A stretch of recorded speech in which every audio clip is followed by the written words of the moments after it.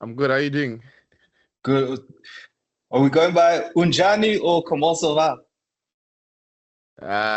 Whichever one. You can start with the formalities. Kunjani, Nyapila Wena. Uh, sharp, sharp. Yeah, let's go with Komosova. Ouais, ça va très bien, toi? Bien, bien. Yeah.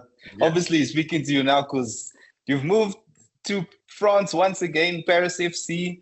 It felt like that move went a bit under the radar. Can you tell us about the move? I think obviously with how the season was going in Wolves, especially with the tough beginning part of the season and the other issues that were there, I think, the discussions between me and moving to Paris on loan, came, I think, uh, towards the AFCON time, and I have a lot of friends here that I played with, a lot of people that I know. So I think they were also trying to convince me to come. And obviously that's why for a lot of people it was quite a surprise.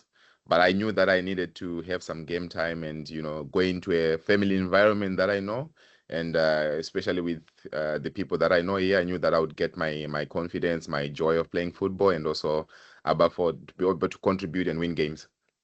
So Yeah, that's why I think it went under the radar.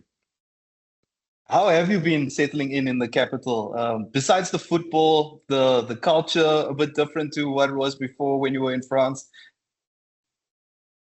Obviously, Paris is Paris. I think you can never get bored in Paris. There's so much more to do. There's so much more to also experience outside of football, especially for my family and my two boys. So I think it's something that is also good for them. And I think we are now playing for a team that is, having a lot of ambition. So I think in the city, everybody's excited with Paris FC being back in the top league. So I think it also gives us, the encouragement to enjoy the life in Paris, but also to be able to enjoy the football.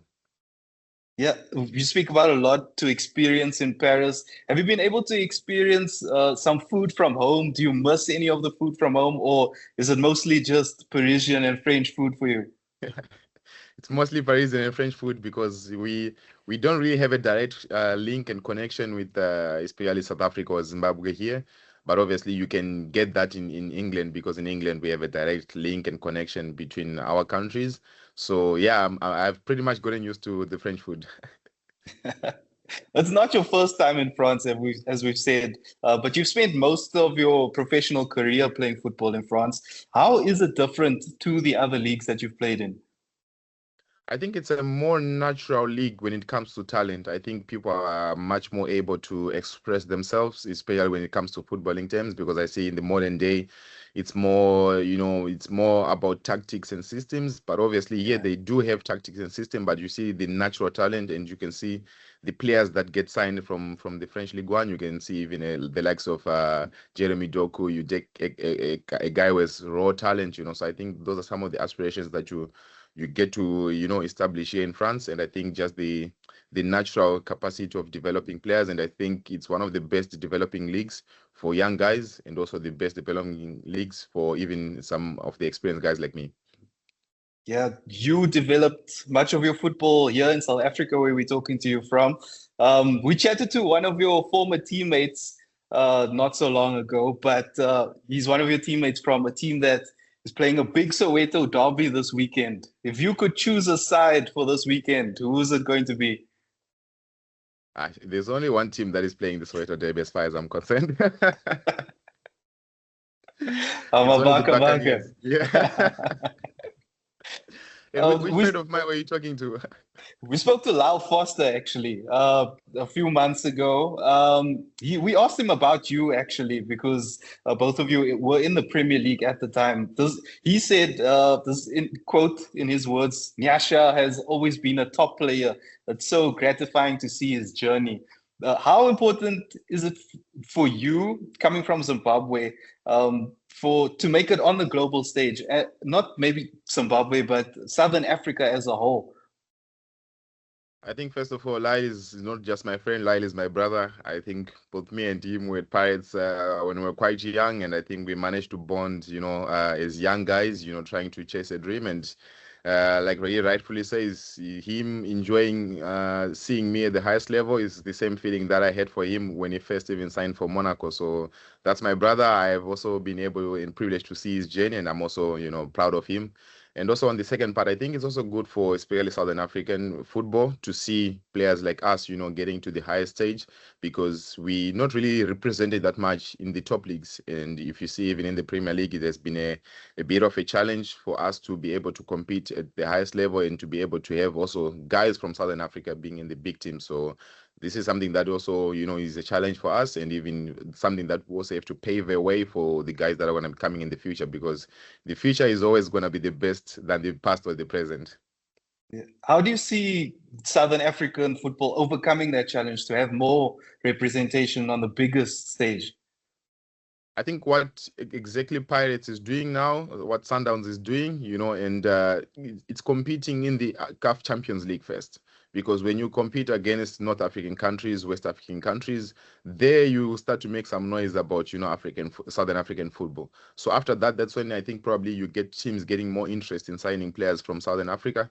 And then the second part will be also for us as players, to really understand how the game is played in Europe, to be able to compete at the highest level. Because I can give an example, like you see, for me, a person like Rele, he's definitely in a position to be making, a statement for himself to be able to play in the higher leagues. And I definitely think he can do that. But it's also him also getting a bit of that experience playing in the CAF Champions League, playing in the World Cup qualifiers. It's already preparing him. But obviously, with South Africa going to the World Cup, it will also give Southern Africa a big chance to, make a statement when it comes to our football and our development. Yeah, who knows? Maybe we could see Relay joining you guys in Europe sometime. But speaking of the biggest stages also and derbies and stuff, Paris FC is neighbors, very close neighbors with the European champions. What have you heard about the rivalry with PSG? And what has it been like? I think because, Paris FC hasn't been in the league for quite some years. So I think obviously the rival would have dialed down a bit.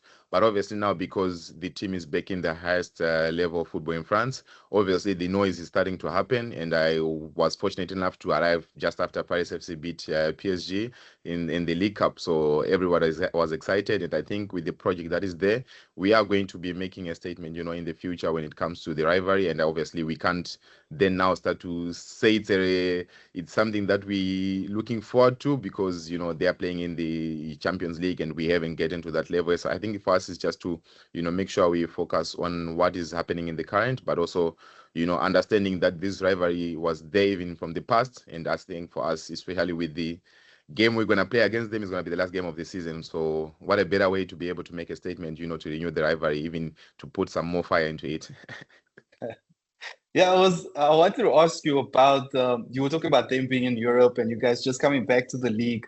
It's been a very long time since Paris has been in the league. So what have the clubs said about their aspirations for the future, 5, 10 years from now?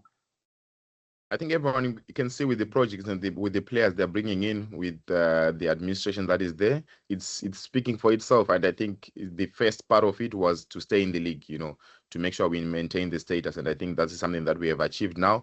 But obviously for them is then to build from this, because obviously the first year is always the most difficult one, because you can go up, but you can also quickly go down. So I think now is to maybe establish a proper team, a proper squad, that is able to compete on all four fronts. Because as you see now, we are on 10th position.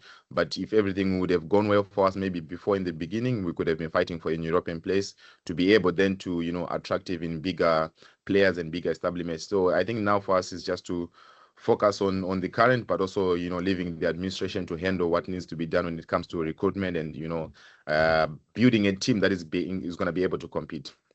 Yeah. And short term, it's the last few weeks of the season now for Paris FC. How do you approach it? I think we have 4 finals. I think like our coach has always been telling us these days, it's to finish, in a very, very good position and a strong position that is going to, make a statement about even the next coming season.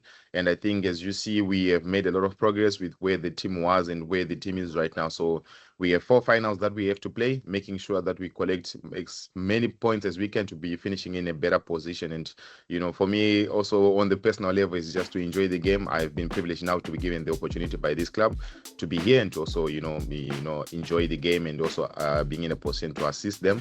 So I think it's something that we're looking forward to giving our best and make sure that we finish in a better position.